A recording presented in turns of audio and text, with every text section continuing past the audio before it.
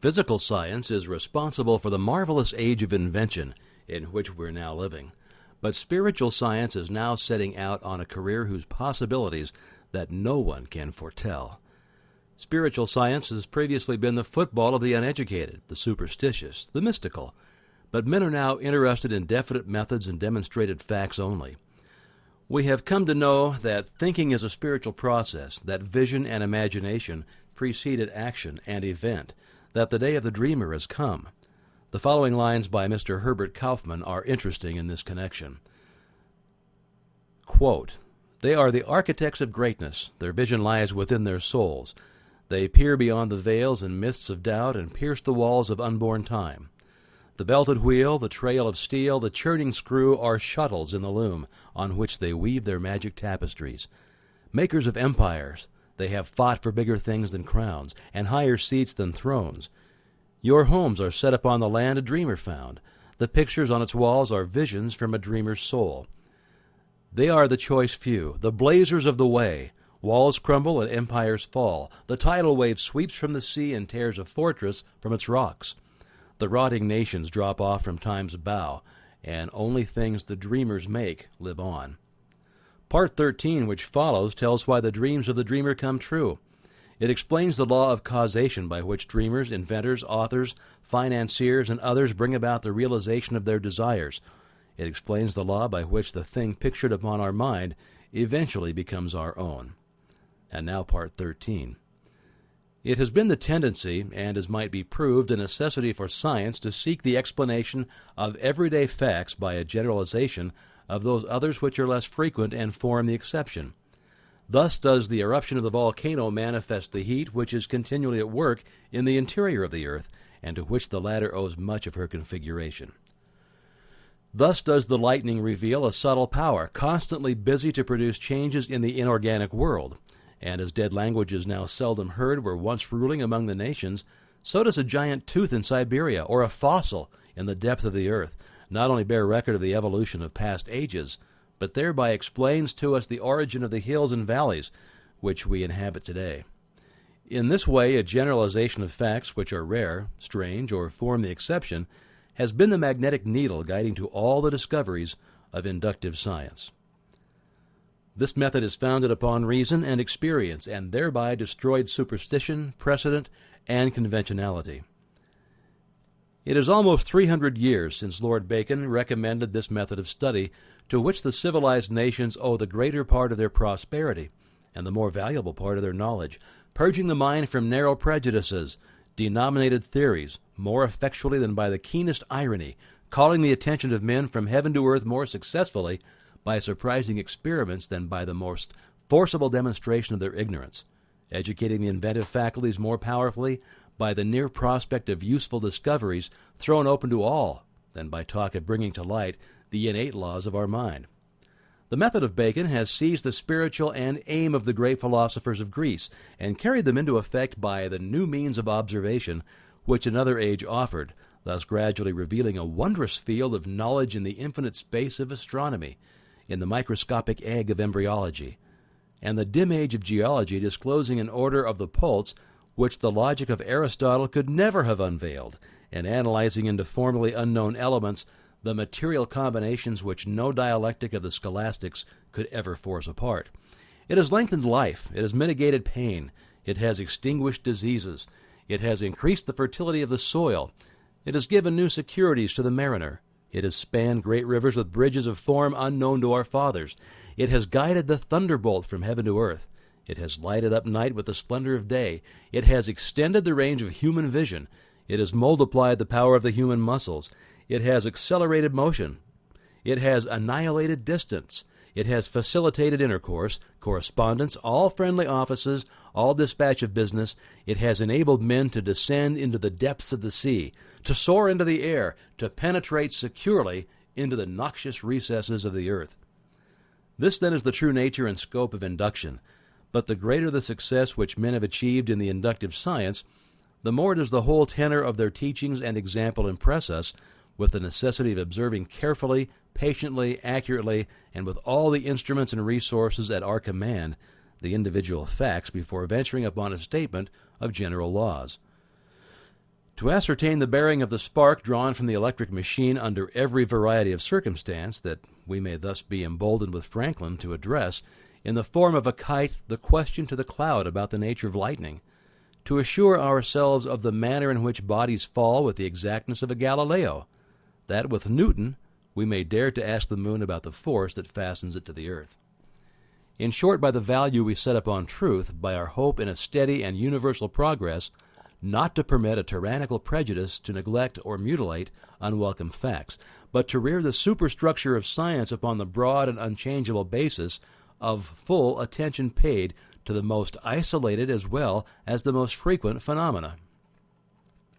An ever-increasing material may be collected by observation, but the accumulated facts are of very different value for the explanation of nature, and as we esteem most highly those useful qualities of men which are of the rarest occurrence, so does natural philosophy sift the facts and attach a preeminent importance to that striking class which cannot be accounted for by the usual and daily observation of life.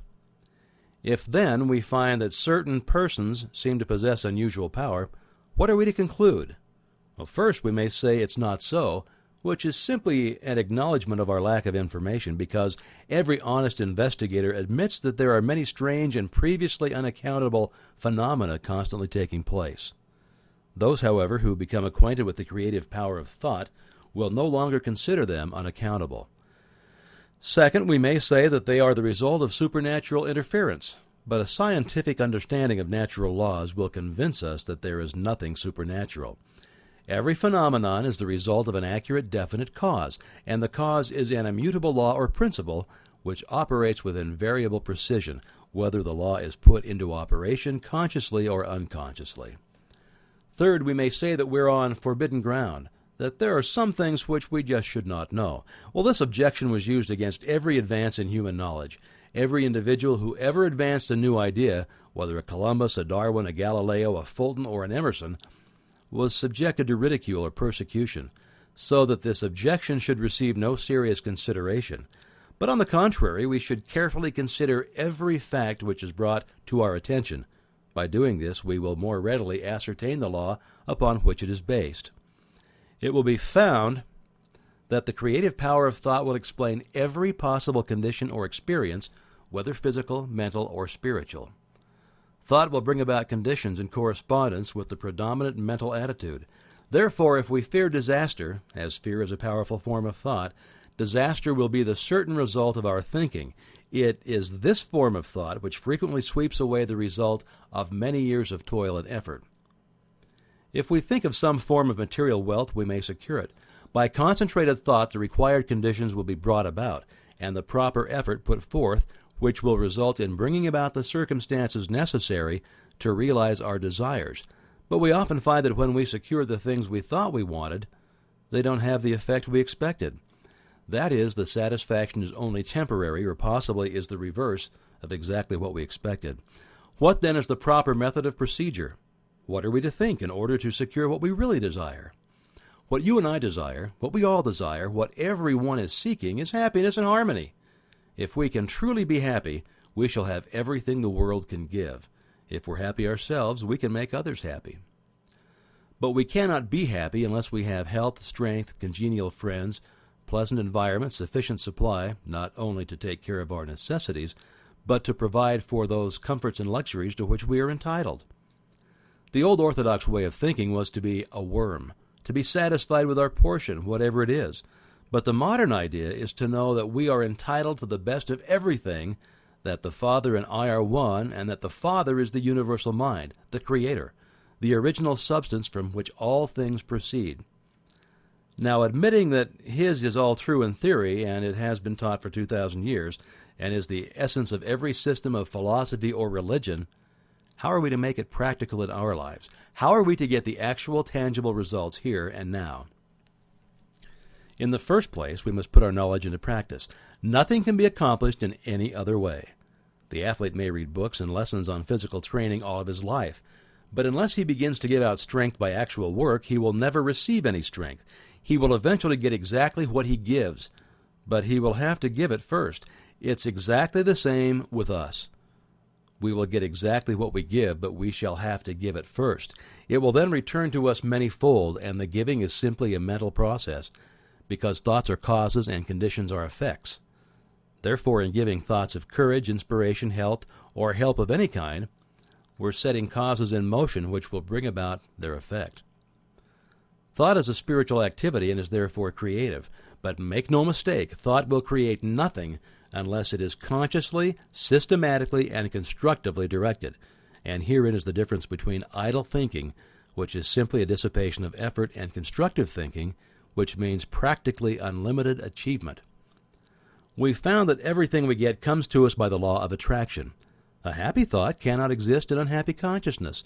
Therefore, the consciousness must change, and as the consciousness changes, all conditions necessary to meet the changed consciousness must gradually change in order to meet the requirements of the new situation. In creating a mental image or an ideal, we are projecting thought into the universal substance from which all things are created. This universal substance is omnipresent, omnipotent, and omniscient. Are we to inform the omniscient as to the proper channel to be used to materialize our demand? Can the finite advise the infinite? This is the cause of failure, of every failure. We recognize the omnipresence of the universal substance, but we fail to appreciate the fact that this substance is not only omnipresent, but it is omnipotent and omniscient, and will consequently set causes in motion concerning which we may be entirely ignorant. We can best conserve our interests by recognizing the infinite power and infinite wisdom of the universal mind, and in this way become a channel whereby the infinite can bring about the realization of our desire. This means that recognition brings about realization. Therefore, for your exercise this week, make use of the principle, recognize the fact that you're a part of the whole, and that a part must be the same in kind and quality as the whole. The only difference there can possibly be is in degree. When this tremendous fact begins to permeate your consciousness, when you really come into a realization of the fact that you, not your body, but the ego, the I, the spirit which thinks, is an integral part of the great whole, that it is the same in substance, in quality, and kind, that the Creator could create nothing different from Himself, you'll also be able to say, the Father and I are one. And you will come into an understanding of the beauty, the grandeur, the transcendental opportunities which have been placed at your disposal. Increase in me that wisdom which discovers my truest interest. Strengthen my resolution to perform that which wisdom dictates. Benjamin Franklin.